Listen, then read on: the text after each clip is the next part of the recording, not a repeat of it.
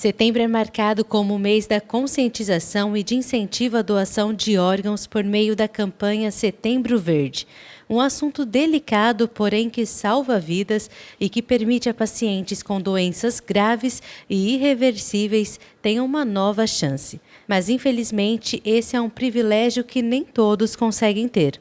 A espera para conseguir um doador e famílias que autorizem a doação acaba se tornando um empecilho no processo. Mas apesar de todas as dificuldades, o Hospital Regional do Litoral Norte se destaca no processo de captação de órgãos e se tornou referência em diagnóstico de morte encefálica na região. No início desse mês, a unidade chegou a receber o Prêmio Amigo do Transplante 2024 em reconhecimento ao trabalho desenvolvido pela Comissão Intra-Hospitalar de doação de órgãos e tecidos para transplantes. Os primeiros procedimentos ocorreram em janeiro de 2023 e de lá para cá já chegaram à marca de 57 feitos.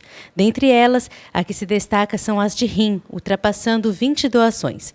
O intensivista Dr. Daniel Ribeiro explica o passo a passo, desde o diagnóstico até a captação do órgão. Primeiramente, a gente faz o diagnóstico de um paciente que potencialmente pode estar com diagnóstico de morte encefálica. Então, esses pacientes que estão num quadro de coma e que não tem nenhum reflexo que indique que existe atividade do cérebro, de funcionamento do cérebro, é um paciente que ele pode estar em morte encefálica. Quando o médico detecta isso, ele vai iniciar um protocolo para poder confirmar esse diagnóstico, Então, existem vários critérios que devem ser seguidos à riscas para poder fazer esse diagnóstico, Então, a gente vai fazer isso em 3 etapas. Vão ser feitos 2 exames clínicos por médicos diferentes e um exame complementar.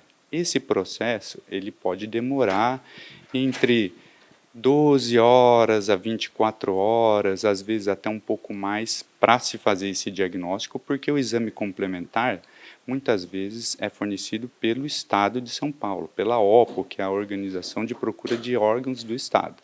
Feito esse processo, você tem o diagnóstico da morte encefálica. Só depois desse passo é que você vai participar junto com a CIDOT, que é a Comissão Interna de Doação de Órgãos e Transplante, que você vai fazer uma entrevista familiar para ver se ela gostaria de fazer a doação de órgãos do paciente. Então, depois do diagnóstico da morte encefálica, é que se fala em doação de órgãos e tecidos. Se a família tiver consentido e quiser fazer a doação dos órgãos, é comunicado à OPO que a família aceitou a doação dos órgãos e aí a OPO vai pedir exames para o paciente para ver a compatibilidade dos órgãos na fila de espera de transplante de órgãos. Para identificar os possíveis receptores para cada órgão, a Central de Transplante considera tipagem sanguínea, dados antropométricos, compatibilidade genética e priorização para pacientes em estado grave. Após feito o cruzamento dos dados, as equipes médicas especialistas em cada sistema se dirigem à unidade em que o doador está internado para que seja realizada a captação. O intensivista ressalta a importância daqueles que querem ser doadores informar esse desejo aos familiares de primeiro grau, pois são eles quem vão autorizar o procedimento. Muitas vezes as pessoas não manifestam em vida o seu desejo de serem doadores de órgãos, Então, muitas famílias não sabem se você tem ou não a vontade de fazer essa doação numa situação eventual de morte encefálica.